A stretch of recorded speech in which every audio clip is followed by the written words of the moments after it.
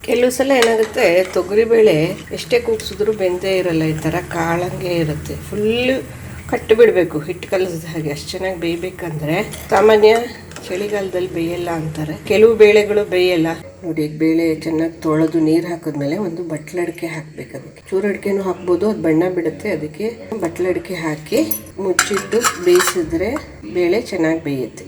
ಬಟ್ಲಡಿಕೆ ಹಾಕಿ ತೊಗರಿಬೇಳೆ ಜೊತೆ ತೊಗರಿಬೇಳೆ ತೊಳೆದ್ಮೇಲೆ ಒಂದು ಬಟ್ಲಡಿಕೆ ಹಾಕಿ ಬೇಯಿಸಿದ್ರೆ ಬೇಳೆ ಚೆನ್ನಾಗಿ ಬೇಯುತ್ತೆ. ಕಡಿದ್ರೆ ಗೊತ್ತಾಗುತ್ತೆ ನಿಮಗೆ, ಕಟ್ಟು ಎಷ್ಟು ಚೆನ್ನಾಗಿ ಬಿಡುತ್ತೆ. ಚೆನ್ನಾಗಿ ಬೇಯುತ್ತೆ ಯಾವುದೇ ಬೇಳೆ ಆದ್ರೂ. ಎಣ್ಣೆ ಅರಿಶಿನ ಕೂಡ ಹಾಕಿ ಬೇಯಿಸ್ಬೋದು. ಕೆಲವು ಸಲ ಎಣ್ಣೆ ಅರಿಶಿನ ಹಾಕಿದ್ರು ಚೆನ್ನಾಗಿ ಬೆಂದಿರಲ್ಲ. ಅದಕ್ಕೆ ಬೇಳೆ ಚೆನ್ನಾಗಿ ಬೇಯಬೇಕು ಅಂದರೆ ಈ ಥರ ಬಟ್ಲಡಿಕೆ ಹಾಕಿ ಬೇಯಿಸಿ.